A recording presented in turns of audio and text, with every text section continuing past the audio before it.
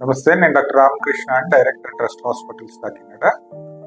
అయితే ఈ హత్యలు, ఆత్మహత్యలు దాటి చిన్నపిల్లల్ని సొంత తల్లిదండ్రులు హత్య చేయడం, ఈ వింత పోకడలు ప్రజలు జీర్ణించుకోలేకపోతున్నారు.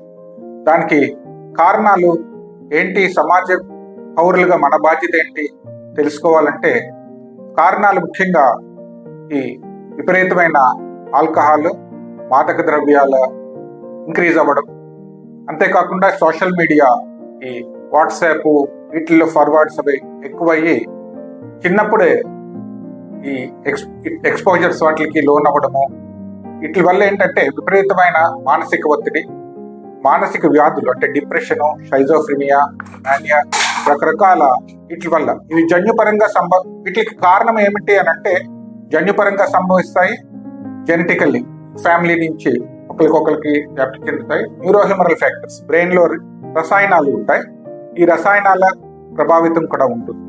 అంటే పీపుల్ ఎప్పుడు జడ్జిమెంటల్గా ఉండకుండా, జడ్జిమెంటల్గా అంటే వాళ్ళు డల్గానే ఉంటాడు వీడెప్పుడు అట్లా ఒక ఇది చేయకుండా, ఇటువంటివి ఎప్పుడైతే మీ ఆఫీసుల్లో కానీ మీ వర్క్ ప్లేస్లో కానీ వేరే వాళ్ళల్లో అతను ఎక్కువ దేని మీద కాన్సన్ట్రేట్ చేయలేకపోవడం, నాకు అసలు రాత్రి నిద్ర పట్టట్లేదని చెప్పడం, ఆకలి తక్కువగా ఉందని చెప్పడం, డల్గా ఉండడం, ఇటువంటివి కుటుంబంలో కానీ లేకపోతే మన నైబర్స్ కానీ ఫ్రెండ్స్లో కానీ మీరు అబ్జర్వ్ చేస్తే వెంటనే వాళ్ళని మోటివేట్ చేసి దగ్గరున్న ప్రొఫెషనల్ డాక్టర్స్, సైకియాట్రిస్ట్, మానసిక వ్యాధి నిపుణులకి చూపించి వాళ్ళకి సరైన సమయంలో సరైన ట్రీట్మెంట్ ఇప్పిస్తే దానికి రకరకాల behavioural therapy, cognitive behaviour therapy అంటారు, అంతేకాకుండా anti depressants, anti anxiety drugs, ఇటువంటివి చాలా అడ్వాన్స్డ్ మెడిసిన్ ఇప్పుడు వచ్చాయి.